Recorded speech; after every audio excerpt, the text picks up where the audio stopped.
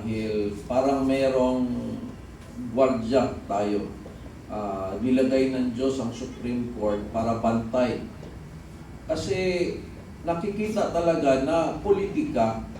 Kasi kung hindi politika, dapat napabilib ang Supreme Court. Kunwari ngayon, nag-file sila ng impeachment ulit. Dapat napabilib ang Supreme Court before the impeachment kay VP Sara. Dapat mga ilang buwan, sige sila galit ng galit sa mga flood control, corruption. Tapos iniisa-isa nila lahat sino yung mga involved doon sa mga corruption. Tapos pinasok nila ito ngayon kay VP Sara kasi sasabihin nila kasali si VP Sara sa another corruption issue. Siguro ang Supreme Court mabilib na talagang anti-corruption itong grupo na ito. Pero ano nangyari? Doon sa flood control, corruption, ang tahimik. Ang tahimik. No comment. Ngayon, papasok agad kay VP Sara ang issue. Sa lumang issue na ng confidential funds. Hindi po mahina ang pag-iisip ng Supreme Court. Alam nila na ito na naman po ay politika. Dapat doon pa sa flood control, maingay na kayo. So, it's not the fault of the Supreme Court kung ito po'y mataturn down naman dahil halata po siya na politika at hindi talaga based on principle as the question. Thank you, Dr. Mata. How about you po, Miss Penny? Ano nakikita nyo sa issue na to? Na, nag-iingay on some of the legislators and those others that are obviously also against the Vice President. Salamat, Carl. Sa totoo lang, just like Dr. Mata, I'm very thankful po sa naging desisyon at talagang pinag-igi talaga ng Supreme Court na tayuan at panindigan yung tama. Binantayan nila talaga to. Kasi magiging parang nakakahiya mas lalo kapag kinatigan sila ng Supreme Court. Dahil alam natin, mulat sa pool, mali. Dahil alam mo, lahat ng bagay na inumpisahan mong mali, hindi mo pwedeng tapusin ng tama. So ano ina-expect ng mga tao kapag yan ay naging tama sa pananaw ng iba? Pero umpisa pa lang, alam na lahat ng taong bayan at ng Pilipino na mali ito. Naglulukuhan tayo, ito'y parang isang sarsuela.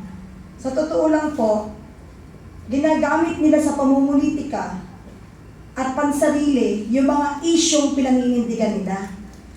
At tulad ng sinabi rin po ni Dr. Mata, ang issue sa flood control ay isang mahalagang problema na talagang dapat tutukan. Pero tila nakatutok ang pansin sa impeachment complaint laban kay VP Sara Duterte. Alam naman po ninyo, ayon din po kay VP Sara, ang investigasyon sa mga proyekto ng flood control ay too little, too late, at para pong sarsuela. Nagpapahiwatig ito na may motibo sa likod po ng investigasyon.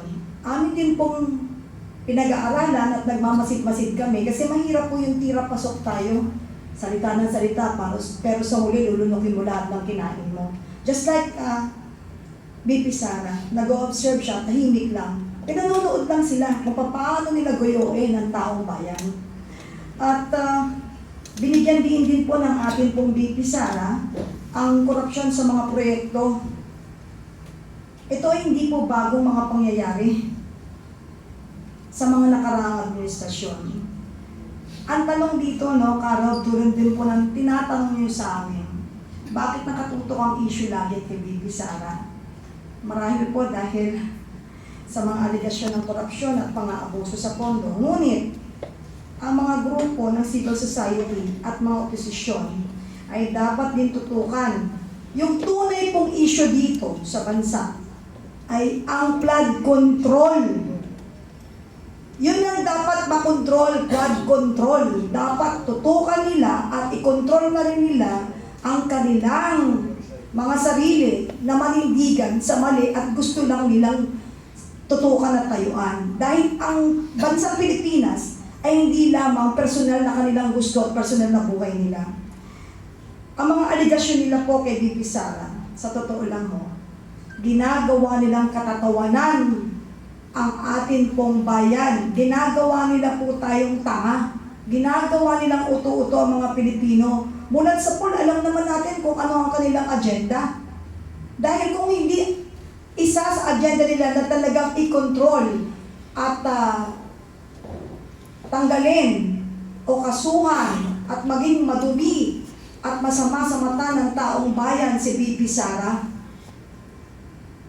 Yun po ang kanilang agenda dahil natatakot po sila na ito po ay magkaroon talaga ng liwanag at malaman ng totoo na nakita naman yun sa Corona observation. Wala nga silang makita.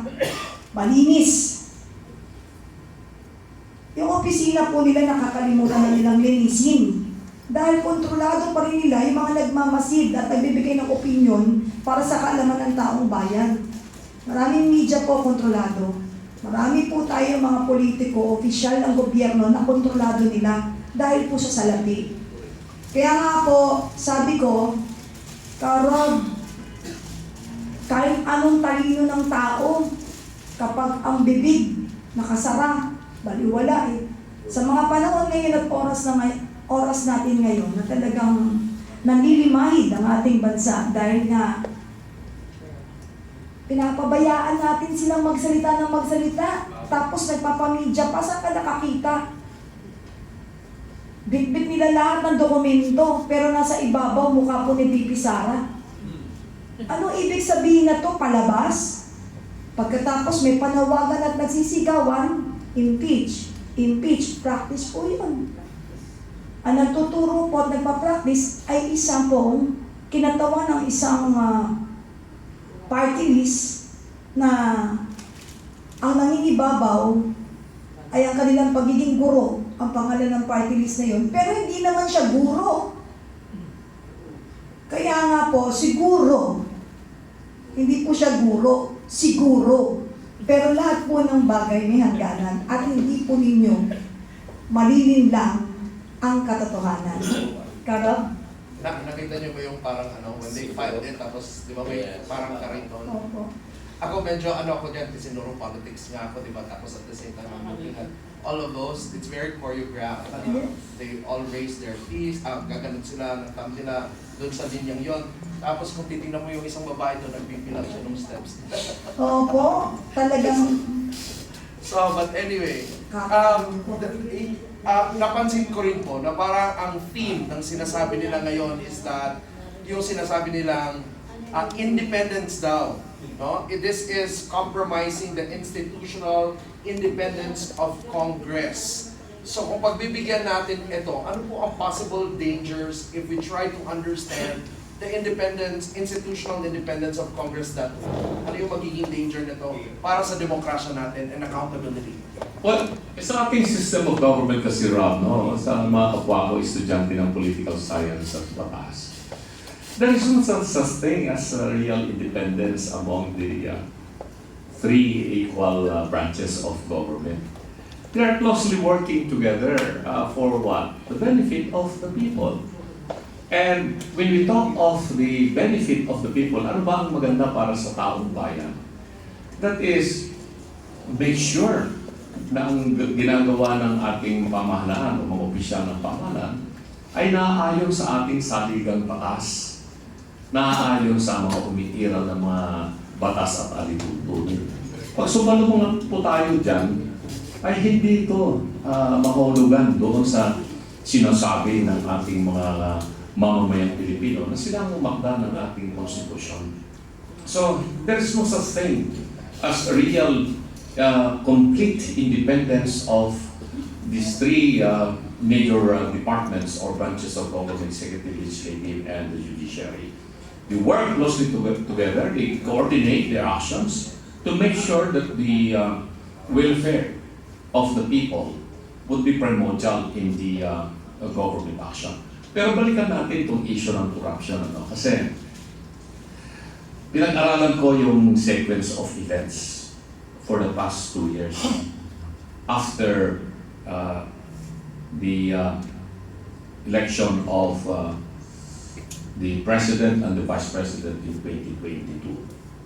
Maganda pa yung samahan ng unit team for 1 year. Then, nag-umpisa ng mabuwat. Bakit po kanya? Dahil doon nag-umpisa yung massive corruption in government. Not just in public works, but even in other agencies and departments of government.